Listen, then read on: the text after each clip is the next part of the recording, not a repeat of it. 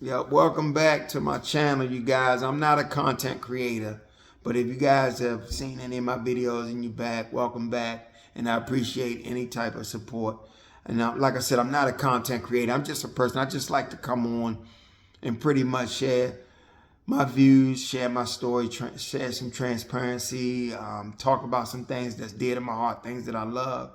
And I believe the transparency can allow people to see themselves through you, and it can inspire us and connect us. And sometimes just letting a person know that they're not alone in some of the things they think, I think is positive. But getting back to the point of this video and why I wanted to make this video is because I want to talk about something I love to do, and that's watching Caitlin Clark play basketball. And all season long, the Indiana Fever fans has been upset and screaming about Stephanie White taking the ball out of Caitlin's hands. I'm a firm believer that a good coach understands a player's skill set, and what they do is when they see a player's strengths and weaknesses, they try to build the team around that. They don't try to come in and alter that, especially when you have a person like her that has such an impact on your team or the team the previous year. She came in as a rookie and she lifted that franchise up. She made things easier for her teammates as they all began to gel. And they went on a winning streak and they got to the playoffs. And not only did they get to the playoffs, yeah, they got knocked out the first round. But from the first game when they played lousy to the second game, that second game they legitimately should have won. So the team was improving. And I just believe a good coach comes in and they build off of what's in place, just adding what's needed, not trying to come in and alter and change something that's working. And I believe when you do that, you have a player like her in her head. Now you putting these different demands on her. You're trying to get her to adjust her game to your system, as opposed to a good coach builds a system around the player's skill set. I was watching her on the Sue Bird podcast, A Bird's Eye View, and she even talked about when she came back from injury against New York in the New York game and how well she played. She said, but when she came out in the third quarter, she had 3 turnovers. So Stephanie White pulled her aside and asked her, do we need this right now? Do we need that? So, to me, what makes her so great is the risk she takes. So sometimes you got to live with the good. You got to take the bad with the good. But in essence, that conversation had Caitlin questioning herself. Now, all she can hear is the coach in her head as she's playing the game, as opposed to playing free.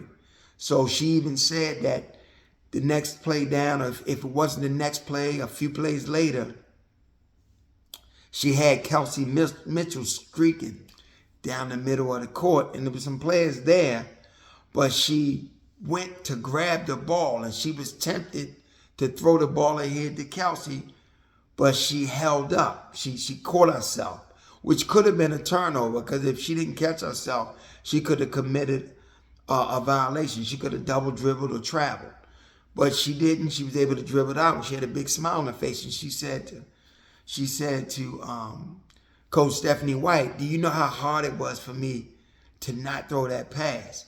See, now you got a person in their head second guessing themselves. I remember against the Las Vegas Aces, the first time in Las Vegas, Caitlin Clark had a wide open 3 at the top of the key. She never hesitates or think about it.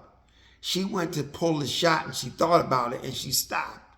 And then she tried to find a feed inside. And it wasn't a successful feed because now she's second guessing herself. So to me, I just think what makes her so special and so great is when she's playing with that joy and that freedom. You have to live with what she does because what she does is so effective. I just think now, looking at the current state of the Indiana Fever with the current injuries, you got Ari McDonald out for the rest of the year and Sid Colson. I don't know who the Fever are going to pick up, but if Caitlin Clark comes back healthy, and here's the irony, and here's why No one can stop what God has destined to be. Nobody can stop what's destined to be. So if Caitlin comes back healthy, Stephanie White now has no choice but to leave the ball in Caitlin's hands. And she's going to pretty much have to allow Caitlin to play free.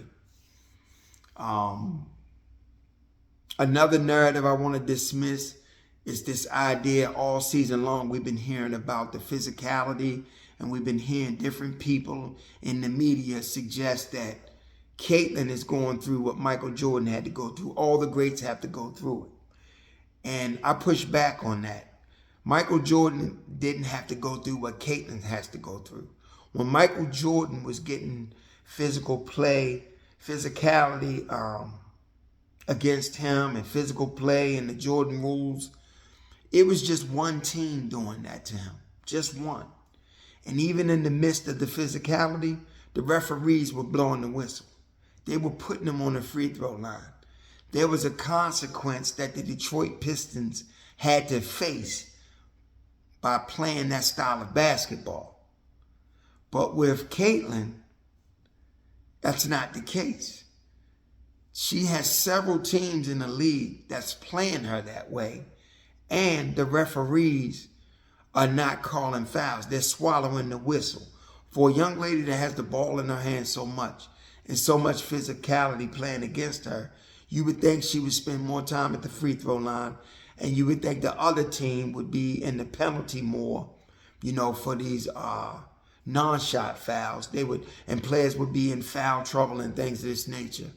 So even if the coach is rotating players against her, it would still put the team in the penalty. And you're not seeing a lot of that. So to suggest that Caitlin is going through what Michael's going through, that's just simply not true. Caitlin is getting physical play. She's getting beat up to some degree, but there's no consequence to the team's action, so they continue to do it. That's my take, on the situation. Like I said, it's going to be interesting to see what happens when Caitlin comes back. But right now, the Indiana Fever, they're down guards. Caitlin is the catalyst. And you're still in playoff contention. So at some point, Stephanie White is going to have to surrender and trust Caitlin Clark. Y'all have a good one. Godspeed.